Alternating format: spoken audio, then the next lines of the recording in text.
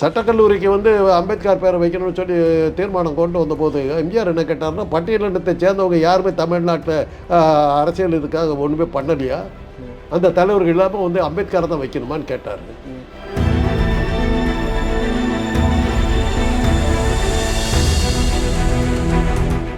அந்த கொடுத்தவங்களாம் வாங்கிட்டவங்களாம் யார்? பாதிக்கப்பட்ட மக்கள் தானே. பாதிக்கப்பட்ட மக்கள் விழுப்புரத்துலேருந்து வந்தான பணம் இருக்குது 100 மைல் தாண்டி. அப்படிப்பட்ட வந்திருந்தானா அவன் எப்படி பாதிக்கப்பட்டவனாக இருப்பான்?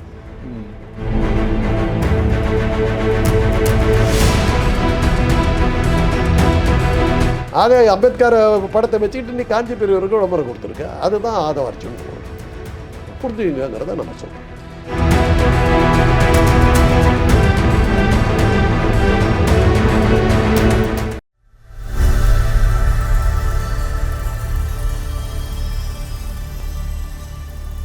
அகரம் நேயர்கள் அனைவருக்கும் அன்பு வணக்கங்கள். இன்று நம்மோடு நேர்காணலில் இணைந்திருக்கக்கூடிய சிறப்பு விருந்தினர் அரசியல் விமர்சகர் மற்றும் மருத்துவர் திரு காந்தராஜ் அவர்கள். வணக்கம் சார். நேற்று விகடன் குழுமம் சார்பாக எல்லாருக்குமான தலைவர் அண்ணல் அம்பேத்கர் அப்படின்னு ஒரு புத்தகத்தை வெளியிட்டிருக்கிறாங்க. அந்த புத்தகத்தை ஆதவ அர்ஜுனா தான் எழுதியிருக்கிறாரு. அவர் முன்னிலையில் நடிகர் விஜய் முன்னிலையிலும் இந்த புத்தகத்தை ரிலீஸ் பண்ணியிருக்கிறாங்க. நேற்று அதோட பல்வேறு சர்ச்சைக்குரிய கருத்துக்களையும் ஆதவ அர்ஜுனாவும் நடிகர் விஜயும் தெரிவிச்சிருந்தாங்க. இதை நீங்கள் எப்படி பார்க்குறீங்க?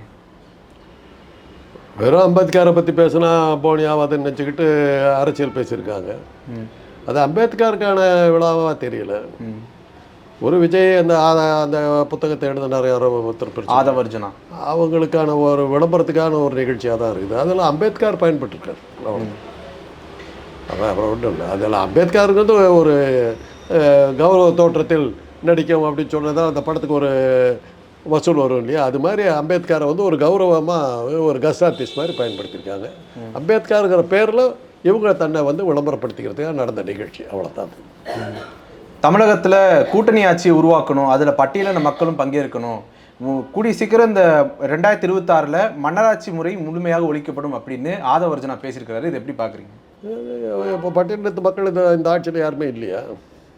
இன்றைக்கி இருக்கிற ஆட்சியில் பட்டியலின மக்களுக்கு ஒரு அங்கீகாரம் கொடுக்கலங்கிற மாதிரி அவர் பேசுகிறாரு.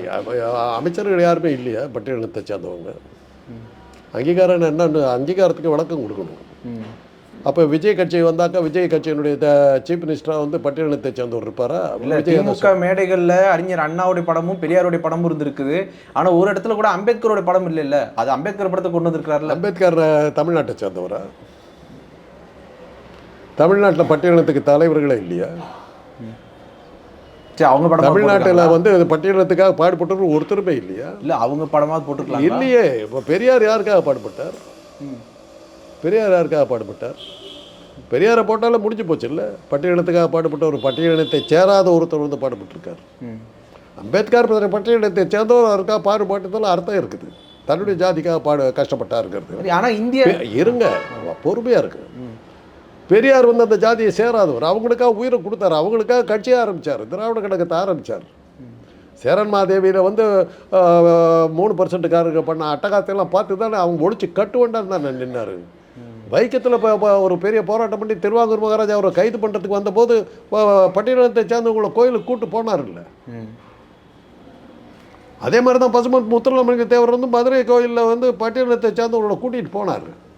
பட்டியலினத்தை சேராதவர்கள் அவங்களுக்காக போராடிருக்காங்க. அதனால தான் பட்டியலினத்தை சேராத வந்து பட்டியலினத்துக்காக பாடுபட்ட தலைவர்கள் பெரியார் வச்ச போது எல்லாத்துக்கும் பொதுவாக போயிடுறாருல்ல.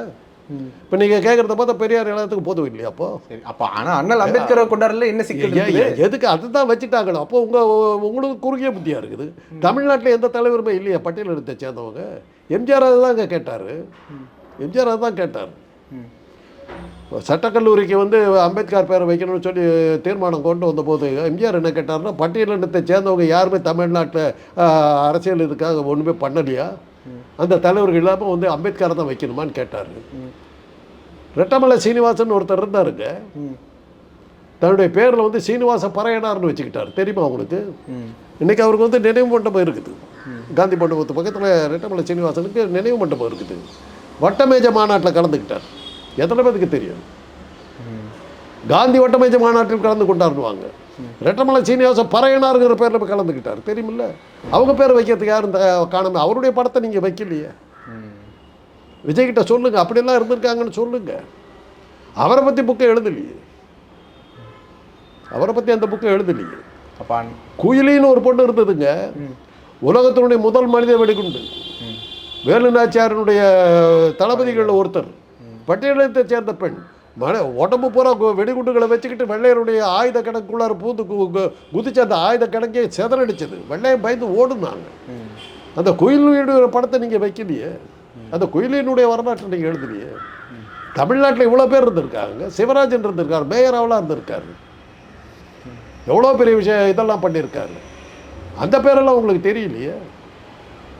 சுந்தரலிங்கன்னு ஒருத்தர் இருந்தார், பெரிய சுதந்திர போராட்ட வீரர், அந்த பேர் உங்களுக்கு ஞாபகம் வரலையே. ஆனால் எல்லா தலைவருமே அவர் போட்டிருக்காரு. தமிழ்நாட்டில் இல்லைன்ற மாதிரிலாம் நீங்கள் பண்ணுறீங்க. தமிழ்நாட்டு தலைவர்கள் உங்கள் பட்டியலத்தை சேர்ந்த ஒருத்தருமே இல்லையா? என்னத்துக்கு இறக்குமதி பண்ணுறீங்க? அண்ணல் அம்பேத்கர் அவர்கள் இந்திய நாட்டில் இருக்கக்கூடிய இந்திய அம்பேத்கரை நான் இதில் குறைச்சி மதிப்பிடலைங்க. நம்ம தமிழ்நாட்டில் இருக்கிற அந்த பட்டியலத்தை சேர்ந்த தலைவர்களை நீங்கள் என்ன மரியாதை, இப்போ நீங்கள் கேட்ட கேள்விக்கு நான் சொல்கிறேன். திமுக பேர் வைக்கலையேன்னு ஒரு கேள்வி ரொம்ப புத்திசாலித்தனமாக கேட்டீங்களே, அந்த கேள்விக்கு நான் சொல்கிறேன். பெரியார் அவங்களுக்காக பாடுபட்டார். பெரியார் படத்தை வைக்கும்போது பட்டியலத்துக்கு சேர்ந்த வச்ச மாதிரி தான் கணக்கு, அவ்வளோதான். அது ரொம்ப சாமர்த்தியமாக கேட்டீங்களே, வச்சாங்களான்னு. இத்தனை கேள்விக்கு அவங்கள பதில் சொல்லுங்க. ஜனநாயகத்தோடைய ஆணி வேறுங்கிறது நியாயமான தேர்தல் அப்படின்னு பேசியிருக்காரு. இது ஒரு நல்ல கருத்து தானே? கண்டிப்பான கருத்து. ஏதோ அமித்ஷா தான் பதில் சொல்லுங்க. அதை பேசவே இல்லை அப்படின்னு சொல்லி குற்றம் சொல்றதுல என்ன இருக்கு? தன்னறியாமல் பேசிட்டார், மன்னிச்சிருங்க. அதை பெருசு பண்ணாதீங்கப்பா. அவர் பையன் ரொம்ப பிடிச்சிட போகிறாங்க. ஏன்னா எங்கள் மேலேயே பாயிரியான்னு பிடிச்சிட போகிறாங்க. அவர் சாமர்த்தியமாக தான், அதில் சும்மா சொல்லக்கூடாது. படத்தில் எப்படி நடிச்சாருங்கிறது வேறு விஷயம். மேடையில் பிரமாதமாக பண்ணார். மணிப்பூர் ஒழித்து கட்டுவேன், என்ன நினைத்து கொண்டு இருக்கிறார், நியாயத்தை கேட்பேன். மணிப்பூரில் என்ன நடந்தது? உடனே இறங்கிட்டார், சவுண்ட் இறங்கி போச்சு. ஏன்னா முதலாளி ஒன்று கிடக்கு ஒன்று ஆகிட போகுது. முதலாளி விஜய்க்கு முதலாளி பாஜக சேர்ந்தவங்க. வேற யாரு இல்லை, ஆனால் ஒன்றிய அரசு அந்த இடத்துல கண்டிச்சிருக்கிறாருல்ல. ஒன்றிய அரசு அந்த இடத்துல கண்டிச்சிருக்கிறாரு. அவர் கொடுத்துருக்கிற அசைன்மெண்ட்டு அதுதாங்க. பாஜகவுக்கு எதிரியாக தன்னை காட்டணும், காட்டி பாஜகவுடைய எதிர்ப்பு வாக்குகள் திமுகவுக்கு போக விடாமல் தடுக்கிறது தான் அவர் கொடுத்துருக்க அசைன்மெண்ட்டு. அதுதான் அவர் செஞ்சுக்கிட்டு இருக்கார். பாஜக எதிர்ப்பு வாக்குகள் பூராமே திமுகவுக்கு போகிறதுனால தான் அவங்க தைரியமாக ஜெயிச்சிருவோன்னு சொல்கிறதுக்கு காரணமே இது தான். அதை அந்த எதிர் வாக்குகளை நீ பிரிக்கணுங்கிறதுக்காக தான் முதல்ல ரஜினிகாந்தை ட்ரை பண்ணாங்க. ரஜினிகாந்த் சாமர்த்தியமாக வெளியே போயிட்டார். யாரையோ ட்ரை பண்ணாங்க, எதுவும் சரியாக வரல. கடைசியில் இவரை அமலாக்கத்துறை இல்லாமல் இருந்திருந்தால் விஜய் அரசியலுக்கு வந்திருக்க மாட்டார். அமலாக்கத்துறை பாஜக கையில் இல்லாமல் இருந்திருந்தால் விஜய் அரசியலுக்கு வந்திருக்க மாட்டார். அவ்வளோ அமலாக்கத்துறையுடைய கைடன்ஸோட அந்த மிரட்டல் தான் இவன்றைக்கு வந்தது காரணம். அரசியலுக்கு வரணுன்னாக்கா அவங்க அப்பா கட்சி ஆரம்பிச்ச போது அந்த அரசியல் அவன் அன்றைக்கே அவர் சேர்ந்துருக்கலாமே. சேர்ந்துருந்தா அந்த அப்பாவோட சேர்ந்துட்டு அந்த கட்சியை வளர்த்திக்கிட்டு வந்திருக்கலாமே. அன்றைக்கே ஓடினார், அன்றைக்கி வந்த மிரட்டல் ஓடிட்டார், இன்னைக்கு மிரட்டல் வந்துட்டார். அவ்வளோதான். அவர் ஒரு மாற்று அரசியலில் முன் வைக்கிறாரு. மாற்று அரசியல் என்ன சொல்கிறாரு? என்ன மாற்று சொல்கிறாரு சொல்லுங்க. என்ன மாற்று சொல்கிறாருன்னா, மாற்று அரசியல் ஒரு 19 சொல்கிறாரு. என்ன மாற்றத்தை கொண்டு வர போகிறாரு சொல்லுங்கள். ஒரு திராவிடமும் தமிழ் தேசியமும் ஒரே கண்கள்னு சொல்கிறாரு. உங்களுக்கு புரிஞ்சதுன்னா சரி. அதுக்கப்புறம் எங்களுடைய சிற்றறிவுக்கு அது எட்டலை. அப்போ நீட் தேர்வை எதிர்க்கிறாரு இல்லையா? நீட் தேர்வை எதிர்த்தவெல்லாம் அது குதிரை ஏறினவெல்லாம் தேசிகராஜங்கிற கதையாக இருக்குது. நீட் தேர்வை யார் ஆதரிச்சா? திமுக ஆதரிச்சுதா? கொண்டு வந்தது அண்ணா திமுக, கொண்டு வந்தது பாஜக. பேசாமல் விட்டுட்டீங்க, அமல்படுத்த முடியாதுன்னு சொல்லியிருக்கலாம். நீட் தேர்வை இப்போ பொறுத்தவரையில் என்னுடைய அபிப்பிராயம் வேறு. நீட் தேர்வில் எந்த தப்புமே இல்லைங்க. அது ஒரு ஒரு எக்ஸாம் தான். அதை இப்போ நம்ம பசங்க ஊதிடுவாங்க. அயோக்கியத்தனம் நடக்குது. பேப்பர் திருத்துறதுல அயோக்கியத்தனம் நடக்குது. உத்தரப்பிரதேசத்தில் இந்தி சம்பந்தமான ஒரு பரீட்சை எழுதி ஃபெயிலான அத்தனை மாணவர்களும், சொந்த தாய்மொழியில் நடந்த ஒரு எக்ஸாமில் ஃபெயிலான அத்தனை மாணவர்களும் நீட் தேர்வில் பாஸ் பண்ணான். அது ஃபஸ்ட் கிளாஸில். என்னென்ன ஃப்ராட் இதில் நடக்குதுன்னா, உங்களுக்கு மெடிக்கல் காலேஜில் சீட்டு கொடுக்கணுன்னாக்கா உங்கள் ரேங்க் பிரகாரம் தான் சீட்டு கொடுப்பாங்க. நீங்கள் ரேங்க் பிரகாரம் தான் உங்களுக்கு சப்ஜெக்ட் கொடுப்பாங்க. இப்போ நான் காது மூக்கு தொண்டைக்கு டாக்டராக போகணுன்னு ஆசைப்பட்டுட்டு இருக்கேன்னு வச்சுங்க. எனக்கு இருக்கிற ரேங்க்குக்கு குடல் சார்ந்த நோய்க்கு தான் வந்ததுன்னா நான் அதை தான் படிக்கணும். பிடிக்காத துறையை நான் எடுத்து எப்படிங்க நான் டாக்டராக இருக்க முடியும்? என்கிட்ட வர்ற நோயாளி கதி என்ன வருது?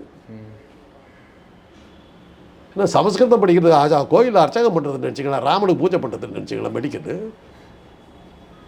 எவ்வளோ பெரிய ஆபத்தில் விளையாடுறாங்க அவங்க. இதில் என்ன தெரியுங்களா, ப்ரைவேட் காலேஜ் இருக்குது, நீட்டு கேட்டதுனால அதுக்கு போயிட்டு அந்த ப்ரைவேட் மெடிக்கல் காலேஜஸ் இருக்குது. ஒரு அமௌண்ட்டு கொடுத்துட்டா நீட் தேர்வும் பாஸ் பண்ணி உங்களுக்கு வேணுங்கிற குறைச்சும் கொடுத்துட்றாங்க. எப்படி தெரியும்னு கேட்காதீங்க, சொந்த அனுபவம். இன்னொன்று என்னென்னா, இந்த மழை நேரத்தில் வந்து அவர் பனையூர்லேருந்து வெளியே வரல அப்படிங்கிறது மிகப்பெரிய விமர்சனமாக இருந்தது. அதுக்கெல்லாம் ஒரு பதில் சொல்கிற மாதிரி தென்னை மேடையில் என்ன சொல்லியிருக்கிறாருன்னா, சம்பிரதாயத்தின் அடிப்படையில் ட்வீட்டு போடுறது, சம்பிரதாயத்தின் அடிப்படையில் போய் வெள்ளத்தில் நின்று ஃபோட்டோ எடுக்கிறது, இதிலெல்லாம் தனக்கு உடன்பாடே இல்லை அப்படின்னு விஜய் பேசியிருக்காரு. அவருக்கு எதில் தான் உடன்பாடு இருந்தது? அவருக்கு எதில் உடன்பாடு இருந்ததுன்னு சொல்லுங்கள். மக்கள் அவதிப்படும் போது கூட நான் போய் நடிக்க மாட்டேன், நடிக்கிறதுக்காக கூட உதவி பண்ணுறதுக்கு வர மாட்டேங்கிறத அவர் நாகரிகமாக சொல்கிறாரு. அட்லீஸ்ட் இந்த அரசியல்வாதிகள் வேஷ்டியம் அடிச்சு கட்டிட்டு நடிக்கவாது செஞ்சாங்க, அதை கூட அவர் செய்ய மாட்டேங்கிறாரு. அதான் அவர் சொல்ல. இல்லை, பனையூரில் வந்து அவர் மக்களுக்கு நிவாரண பொருட்கள் கொடுத்ததுல எல்லாமே எதுக்கு விமர்சிக்கணும்? அந்த கொடுத்தவங்களாம் வாங்கிட்டவங்களாம் யார்? பாதிக்கப்பட்ட மக்கள் தானே. பாதிக்கப்பட்ட மக்கள் விழுப்புரத்துலேருந்து வந்தானே பனையூருக்கு 100 மைல் தாண்டி. அப்படிப்பட்டு வந்திருந்தானா அவன் எப்படி பாதிக்கப்பட்டவனாக இருப்பான்? அப்போது அது விழுப்புரத்தில் சேர்ந்த மக்களே இல்லைங்கிறீங்களா? அவர் ஊருக்குள்ளார் பனையூரில் இருந்தவங்களுக்குலாம் 100 பேருக்கு கொடுத்துட்டு ஃபோட்டோ எடுத்து போட்டுட்டு அதை வெளியில் கண்டுபிடிச்ச போகிறாங்கிறதுக்கு என் புருஷனு எங்கள் அப்பனை கவுதூருக்குள்ள இருக்கிற மாதிரி நான் அந்த மாதிரி போடுவதில் எனக்கு இது இல்லைன்னு சமாளிக்க பார்த்துருக்காரு. ஏங்க அவன் வீடு வாசல்லாம் இழந்து இருக்கிற சொத்தெல்லாம் இழந்து பராரியாக இருந்து அடுத்த வேலை சாப்பாட்டுக்கு என்ன பண்ணுறது கஷ்டப்பட்டுக்கிட்டு இருக்கவங்க வந்து விழுப்புரத்துலேருந்து 100 மைல் தாண்டி 200 2000 ரூபா செலவு பண்ணிட்டு வா, உனக்கு 30 ரூபாயில் அரிசி கொடுக்குறேன்னாங்க. அவங்க என்னங்க நீங்கள் நம்பினீங்கன்னா எனக்கு ஆட்சேபனை இல்லை. நான் அந்த அவர் என்ன என்னுடைய சிற்றறிவுக்கு அது புரியலை. அவ்வளோ. அவர் என்ன சொல்கிறாருன்னா, என்னை மன்னிச்சுக்கோங்க, என்னால் வர முடியல.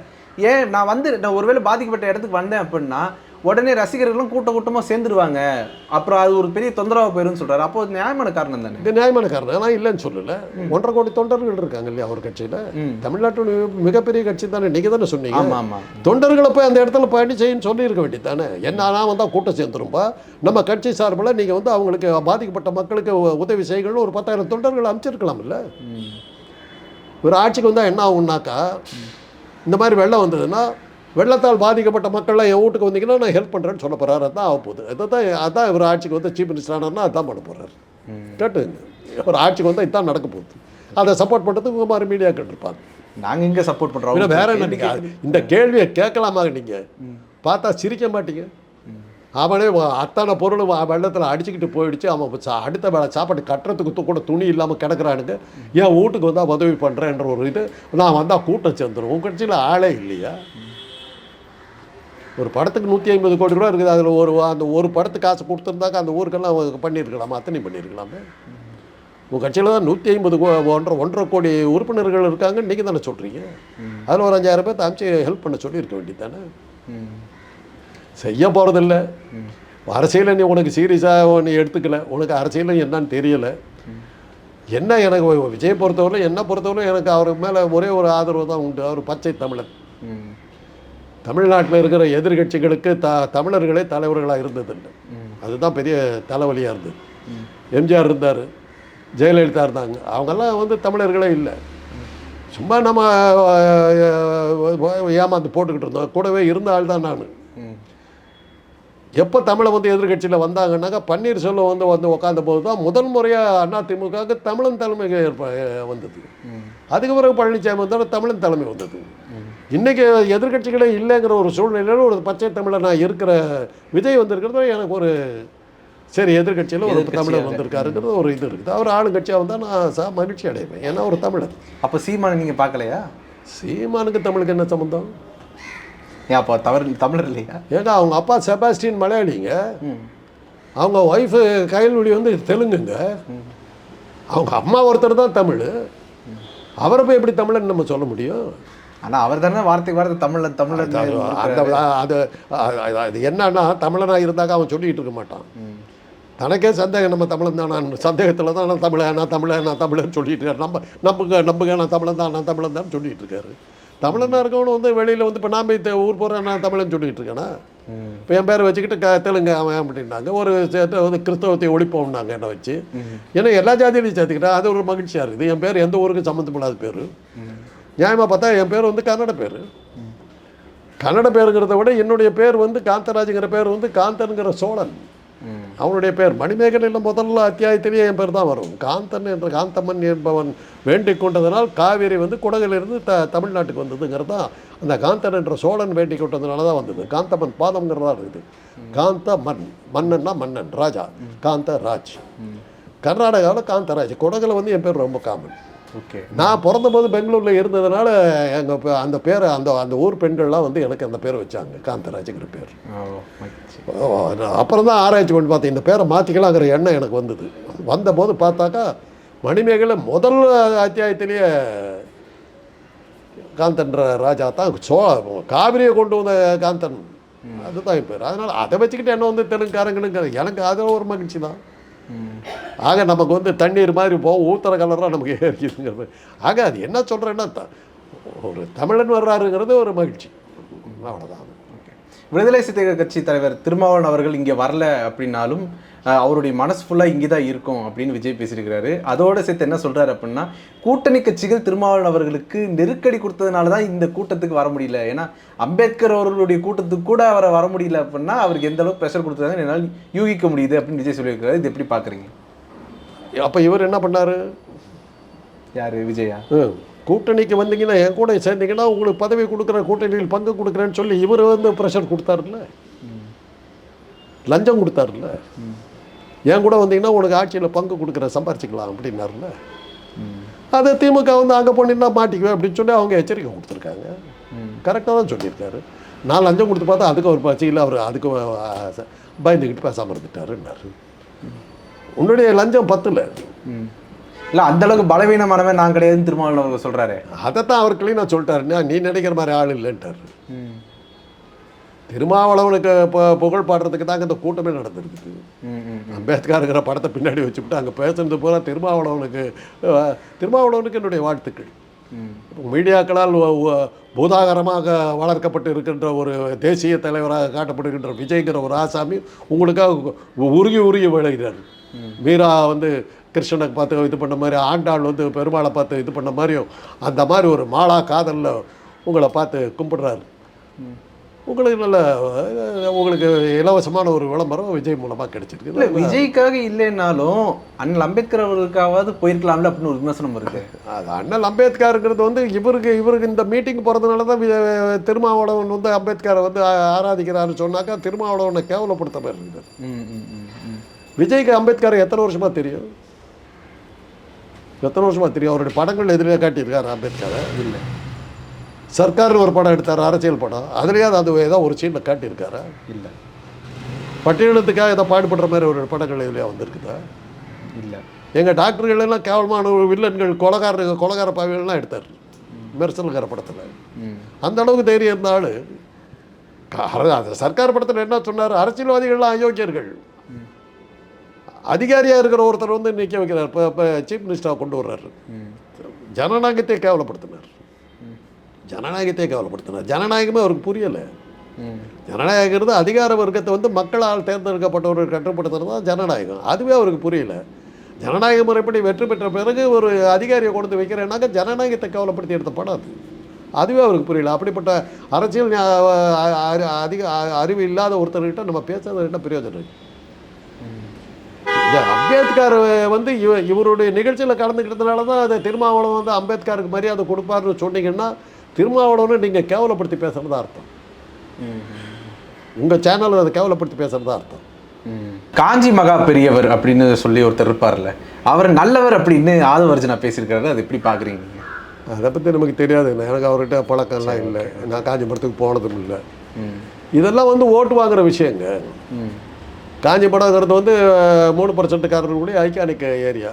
அதை ஜெயலலிதா ஒழிச்சு கட்டினாங்க. காஞ்சிபுரங்கிறது கொலகார மடம், கற்பழிக்கிற இடம் அப்படிங்கிற மாதிரி பண்ணி அவங்கள ஜெயிலெல்லாம் தள்ளி உண்டு இல்லைன்னு பண்ணிட்டாங்க. ஒரு காலத்தில் யார் உலகத்துலேருந்து எந்த தலைவர் வந்தாலும் காஞ்சிபுரத்தில் வந்து விசிட் பண்ணி அந்த காஞ்சி பெரியவரை பார்க்குறதுங்கிறது ஒரு பெரிய விசேஷமாக இருந்தது. இன்றைக்கி அதெல்லாம் இல்லாமல் போயிடுச்சு. இல்லை, இன்றைக்கி காஞ்சிபுரத்தை யாரும் கண்டுக்கிறது கூட இல்லையே. அந்த அளவுக்கு அதை ஒரு வழியாக முடிச்சு கட்டினது வந்து ஜெயலலிதா வச்சாங்க. அதனால தான் எங்களை போன்றவர்கள்லாம் வந்து ஒரு 3% காரியாக இருந்தாலும் அந்த பிராமணத்துக்கு அவங்களுக்கு அடையாளமாக இருந்த அந்த காஞ்சி மடத்தை தூளாக உடச்சி எறிஞ்ச சாமர்த்தியம் அந்த பெண்ணுக்கு இருக்கிற முறையில் தானே நாங்கள் வந்து அவங்களோட சமூக நீதி காத்த வீராங்கன்னு சொன்னோம். அதனால் இன்றைக்கி வந்து மறுபடியும் காஞ்சி பெரியவரை வந்து கூட்டிகிட்டு வந்து வியாபாரம் பண்ணி பார்த்தீங்கன்னா பாருங்களேன், இந்த பக்கம் அம்பேத்கர் படத்தை வச்சுக்கிட்டாரு, இந்த பக்கம் காஞ்சி பெரியவர், எப்படி ஸ்டண்ட்டு பாருங்க. அதே தான் திராவிடங்கிறாரு, தமிழ் தேசியங்கிறாங்க. இது தென் துருவம்னா அது வட துருவம். காஞ்சி பெரியவரை வாழ்த்து பேசும்போது அம்பேத்கர் எப்படி நீ பேசலாம்? ஆக அம்பேத்கர் படத்தை வச்சுக்கிட்டு நீ காஞ்சி பெரியவருக்கு விளம்பரம் கொடுத்துருக்க. அதுதான் ஆதவர்ஜுன்றவர், புரிஞ்சுங்கிறத நம்ம சொல்கிறோம். அதுவும் இல்லாமல் ஆதவர்ஜுன் அவர்கள் என்ன சொல்கிறாரு அப்படின்னா, அரசியல் வாழ்க்கைக்காக தன்னுடைய கெரியரான சினிமாவை விட்டு விஜய் வெளியே வராரு. ஆனால் ஒரு சில பேர் இருக்கிறாங்க தன்னுடைய தயாரிப்பு நிறுவனத்தின் மூலமாக சினிமாவில் வந்துட்டு ஒரு ஆதிக்கத்தை செலுத்துகிறாங்கன்னு திரு உதயநிதி ஸ்டாலின் அவர்களை, துணை முதல்வர் அவர்களை நேரடியாக சாடுற மாதிரி தெரியுது. அதை எப்படி பார்க்குறீங்க? அதாவது இவங்கெல்லாம் என்னன்னாக்கா விஜய்க்கு வந்து ஹெல்ப் பண்ணுதான்னு நினச்சிக்கிட்டு நாளை முன்னே அவர் சினிமாவில் ஏதாச்சும் போகலான்னு நினச்சா கூட அவர் தான் வரலன்னு சொல்லிவிட்டாருங்களே, நீங்கள் அங்கே கூப்பிட்றீங்கன்னு சொல்லி ஒழிச்சு கட்டுறதுக்கு முடிவு எடுத்திருக்காங்க. ஆக அதாவது தமிழில் அழகாக சொல்லுவாங்க, உடன் பிறந்தே கொல்லும் வியாதின்னுவாங்க. இந்த ஆதவர்ஜன் அதான் பண்ணுறாரு. நாளைக்கு அரசியல் உடுத்து போனால் அவர் சினிமாவுக்கு போகிறதுக்கு ட்ரை பண்ணலாம். இப்படியெல்லாம் சொல்லி ப்ரொடியூசர்லாம் அவர் தான் வரமாட்டேன்ட்டாருன்னு விட்டுற போகிறாங்க. அதுதான் ஆக போகுது. விஜய் கொஞ்சம் ஜாக்கிரதையாக இருக்கணும்.